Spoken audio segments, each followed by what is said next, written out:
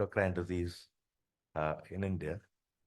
I'd like to the speakers to address some of the questions from the floor.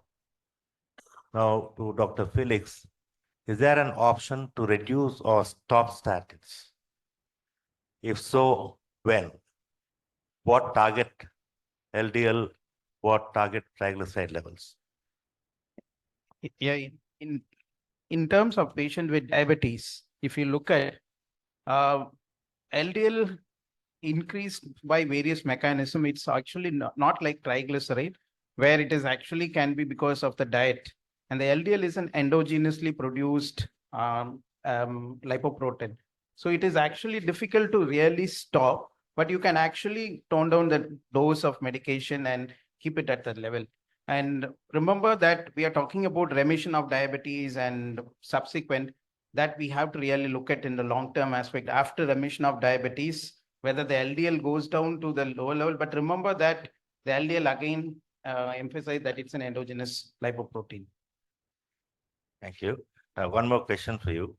The ASCVD guidelines direct us to initiate low to moderate intensity statins in any diabetic patient between age 40 to 75, even if they don't have dyslipidemia or an ASCVD risk of more than 5.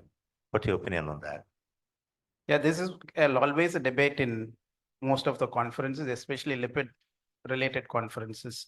Primary prevention of dyslipidemia, despite of not having a high LDL. Remember that there are two groups of discussion. You have to give primary prevention for every patient especially in diabetes. But if you have a patient with low HDL, less than 40 in a male or less than 50 in a female, and you have no risk of cardiovascular event, you can actually keep on follow-up. Remember that you can always repeat, every year you're going to repeat your statin, and the statin in an younger age, you're going to lifelong you have to give. But remember, one you can definitely take chance is the premature coronary artery disease in the family. Smoking, which is a strong and independent factor, which you can definitely have a strong association. These two probably has a strong association by definition as well as by the independent risk factor for coronary artery disease in a patient with diabetes. So that is the two strong factor. Otherwise, all are, I will leave it to your clinical discretion to take out, but this is the very, very important two factor, which is a premature coronary artery disease and smoking, which is a lipid factor. And one question from me, what do you think of the QRIS scores and using them for deciding on statin? So that's why I mentioned that the scores, there are a lot of scores in that. That's why first slide, when I put it that, I actually deliberately put it that in the bracket. Somebody will ask this question because it's not time tested yet. So probably we will wait for some more data I will go in that way, because I believe in time tested drugs to really use it in our clinical practice.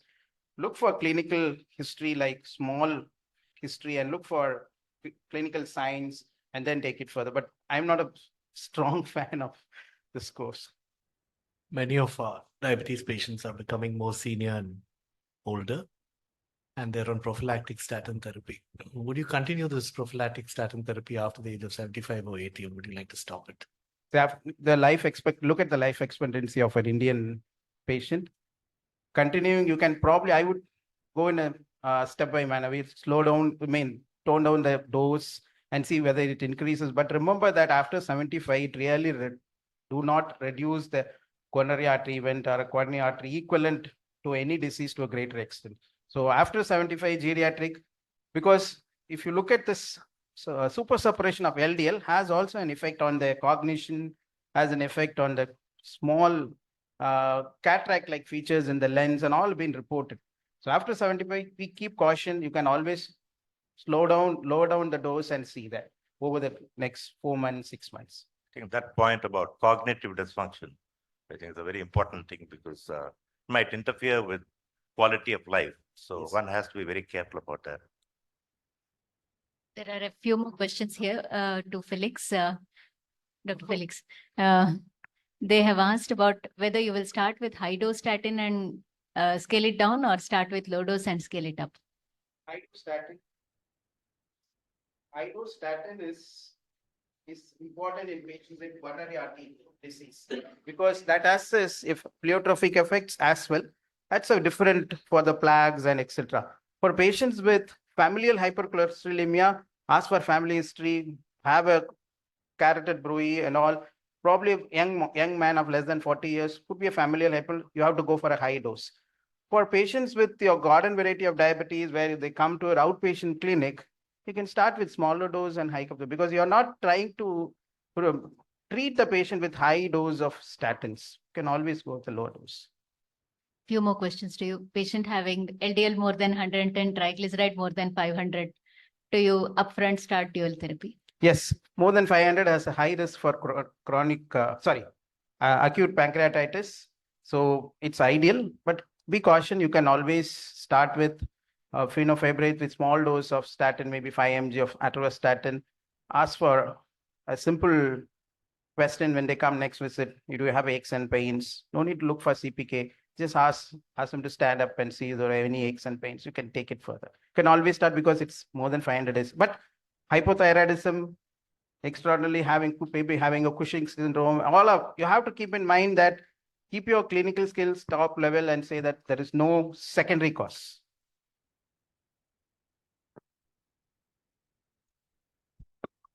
Next question to Dr. Nihal. Can we test for urine metanephrine, urine 24-hour cortisol when a patient is admitted with an acute illness? Is there a likelihood of false positivity? It's a very good question. So always look at your clinical scenario. If a patient comes with sepsis or has any other acute illness, it is not a good idea to check at that point of time unless it is really indicated. So, for example, if you're in cardiac failure and you have hypertension at the same time, there is a high likelihood that the cortisol may be elevated and even the metanephrines will be elevated. Also, even with people with borderline BMI, obstructive sleep apnea is a very common entity. And elevated cortisols, non-suppressed dexamethasone suppression tests are all fairly common. So always look at this from the right perspective. Remember that metanephrines can even go up under stress per se, mental stress. So they could, but they rarely cross 1,000 in those situations. So you get values about 700, 800. In the clinical context, take it, be very careful and don't overinterpret and don't over-investigate in those situations. Okay, one more for you. In a secondary hospital setup, in the evaluation of a young hypertensive, how can we fairly rule out an endocrine cause of hypertension, especially hyperaldosteronism, pheochromocytoma? I've seen most of our mission hospitals now are pretty well equipped. You do have ultrasounds, you have renal artery Doppler capacity, you have electrolytes, they're all available. So you can do most of those tests over there. Now, the point is, can you send samples elsewhere if you really need to do? And you need to be careful about this. You need to maintain the cold chain, need to ensure it reaches on time. And many of the steroid hormones could be affected if there's a delay in transition. So these are things which need to be looked at as well. You can be innovative and think about, developing tests at your center. You may not need to have a HPLC to measure metanephrines, but you can use a column chromatography to measure VMA. Hopefully it's still available in the market. And we were using the VMA for a very long time. Ultimately, at the end of the day, it's the imaging which makes the diagnosis more than the biochemical test. I think with the wider availability of imaging methods, they might sometimes take a precedence over laboratory biochemical tests, which may have a broad range and difficulties in interpretation in smaller setups. If you strongly suspect an endocrine cause for hypertension, I guess CT is easily available and might be worthwhile. It depends on the level of clinical suspicion. If you do a CT angio, you might look at the renal arteries as well. It's a little more expensive, but then might give you more certain results. Looks like incident glomas are more often found to be a source of finding pheochromocytomas than biochemical testing in suspected patients. So you might see in the next few years a change in the sequence of evaluation of suspected pheos. Just like to add, because medication interference with catecholamines is another major issue. Patients on tricyclic antidepressants, mirtazapine, a whole lot of stuff. Recently, I think just yesterday morning, we saw a patient who had urinary 5-HIA positive, this history of palpitation, flushing, and all that. But I've never seen, I mean, I rarely ever see a urinary 5-HIA positive in a carcinoid syndrome. So the whole thing is this patient had been on sumatriptan, and that was the cause for the elevated impact. One more question for you. We usually tend to use beta blockers, labetalol, for many patients with hypertension. I think they mean combined alpha beta blockade. We also know that beta blockers are contraindicated in fews. How do we identify the people at risk and avoid using them? I think, may I ask the question to you? Are you using labetalol mainly in pregnancy rather than other situations outside pregnancy? Certainly, it would be important not to introduce the beta component early. You look at the older guidelines and how labetalol was being used very liberally for treating patients with catecholamine-induced tumors, capital-producing tumors. Nowadays, we tend to use alpha blockade because we really don't know when that balance is really required. So we're very cautious to introduce beta blockade only about 7 to 10 days after starting alpha blockade. So I would personally not use labetalol. I'm not sure about the homeostasis and the balance between the alpha and beta blockade. Asha, you might want to add on. That's fine. There's one more question. As you mentioned, an increasing proportion of secondary hypertension being diagnosed as primary hyperaldosteronism. So they've asked a question. So should we screen all patients below the age of 40 for renin and aldosterone? Not all patients. All patients where the standard indication is there. If you're on 3 doses of significant medication, on the maximal, the cutoff point of saying 3 doses treated, yes. That sort of a situation. I think in that kind of scenario, difficult to control hypertension in the secondary hospital setup, using 3-4 drugs, not getting good control. I think it might be worth considering using spironolactone along with, amlodipine to control blood pressure. It very often works. The evaluation can come later. Number of these patients have bilateral adrenal disease and would require medical treatment anyway. So in a secondary hospital setup, difficult to control hypertension, think about using spironolactone along with a calcium channel blocker as an option for controlling blood pressure. If you get very good control, you're probably dealing with this and you can evaluate later. Even if they're normokalemic, that is. Question for Dr. Nitin. What about semaglutide, oral semaglutide versus subcutaneous, evidence and dosing strategy? So what we have today in the market in India is oral semaglutide, causes only about 5 kg weight loss as compared to subcutaneous, which causes about 15 kg weight loss. The main difference is the oral semaglutide goes through the portal circulation, does not really reach the systemic level to hit the hypothalamus to reduce appetite. So it is costly, but only 5 kg weight loss as compared to 15 kg weight loss with injectable semaglutide. So there's a huge difference in the quantum of weight loss. So at this point, after having tried lifestyle intervention, the current indications as per the ASI guidelines is 27 BMI with comorbidities and 30 without comorbidities for starting medical management of obesity.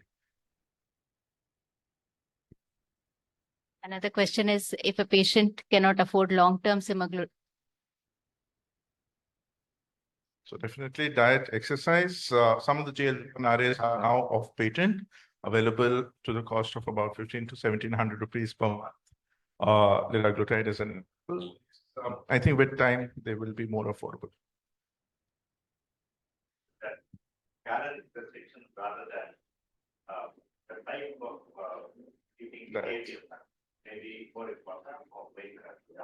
But there have been a lot of things that treat the time or intermittent fasting. Various types of intermittent fasting as a more feasible way with improved compliance for obesity management. Do you think it's a good thing or a bad thing? So I think it depends on the patient. If the patient can follow that intermittent fasting long term, and if they're able to comply with that long term, then it is a very good thing. But if they're going to do it for 6 months, stop it. They will lose a lot of weight and come back with even a higher weight than where they started with.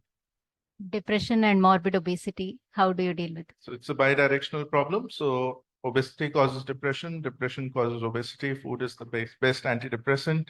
But at the same time, all therapies, be it bariatric surgery, medical management, or even significant diet-induced weight loss causes depression. So I think having a psychiatrist on board is something very, very important. Again, choosing antidepressants which are more weight neutral is also very helpful.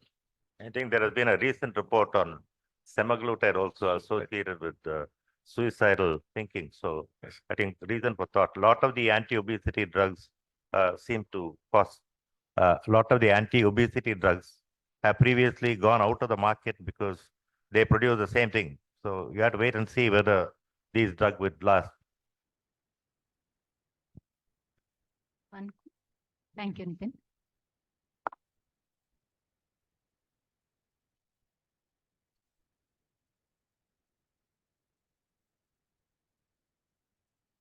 Question to Anna.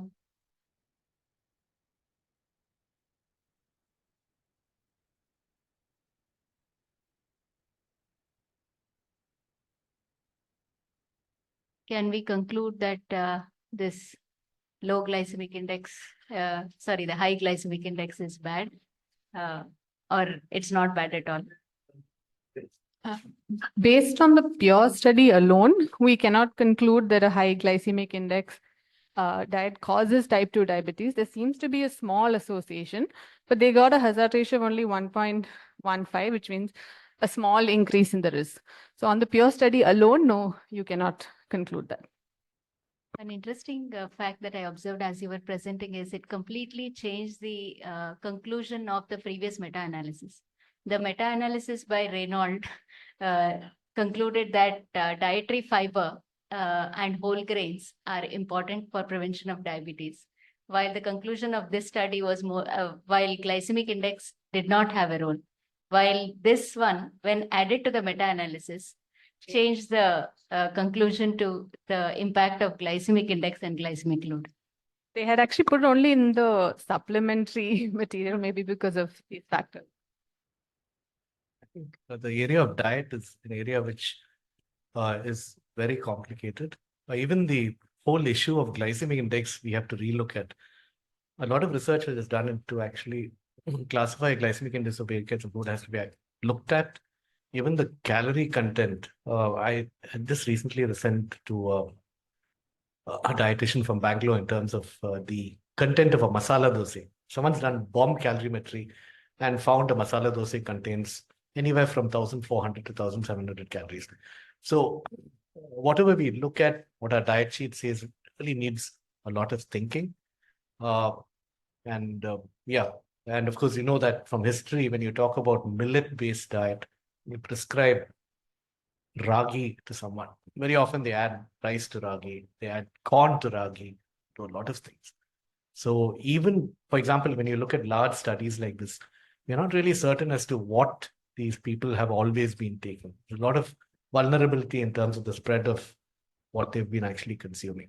Thank you. So they've only looked at baseline data. They've not assessed over the 10 years whether they were following the same diet as well.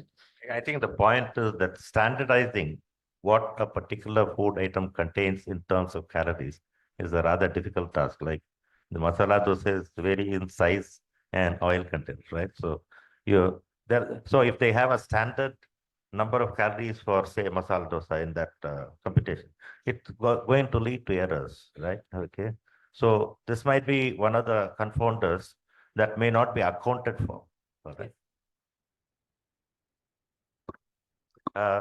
Patient with hypertension resistant to 5 drugs after starting spironolactone without investigations or diagnosis of hyperaldosteronism had reduced blood pressure and maintained that. He probably has hyperaldosteronism, okay? May have bilateral disease. Just continue the spironolactone and he will do well. If you want to, you can image, but often you find, nodular disease on both sides and doesn't make a difference to management. If you're refractory to this, then I think you need to investigate a bit further to see if there is an aldosterone. We've had that happen before. The patient was on spironolactone and amlodipine for hypertension, very well controlled, proven hyperaldosteronism, but no localization. 5 years down the line, same dose, hypokalemia returns, hypertension difficult to control, and you find the lesion has become bigger, and then you take it off. So that might be a practical approach in this kind of scenario. Because venous sampling from the adult is a task that is difficult to perform and to interpret.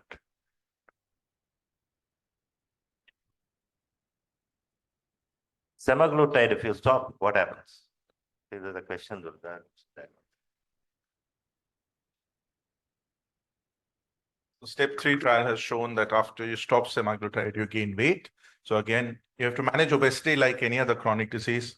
If I ask the same question in diabetes, your A1C from 9 came back to normal after anti-diabetic drugs, would you stop it?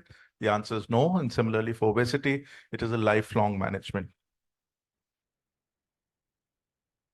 So keto diet, again, the opinion is same that it has to be person-centric.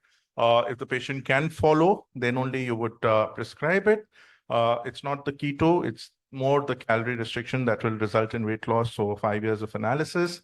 Again, you would avoid these diets in patients who are having already issues with cholesterol, heart disease, or are on drugs that predispose to ketones.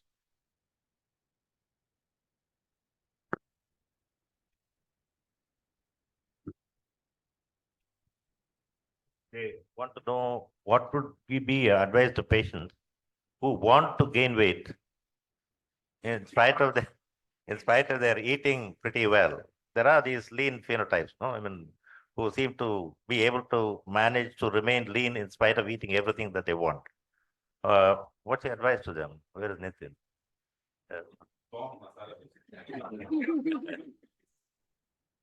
Eat and be merry.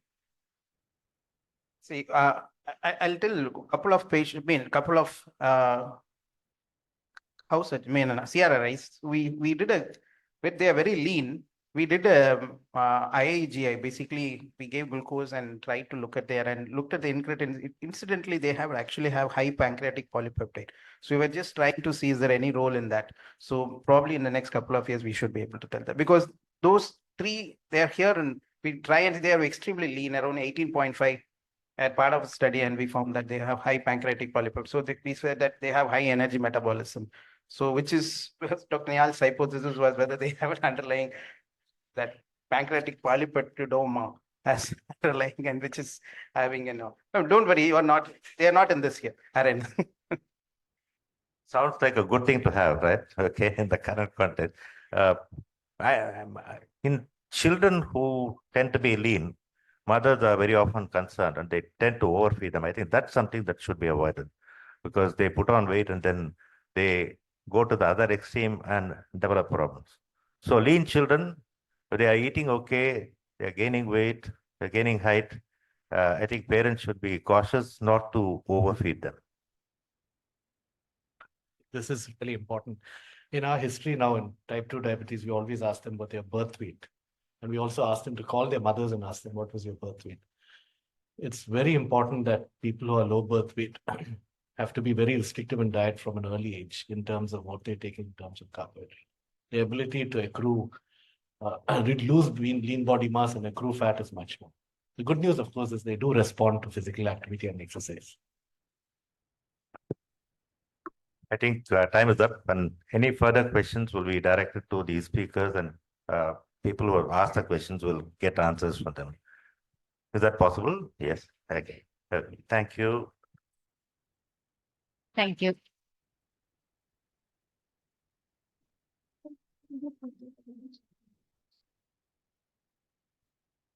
I thank the audience for your very enthusiastic participation. We have a small activity for you. We have 2 quiz questions.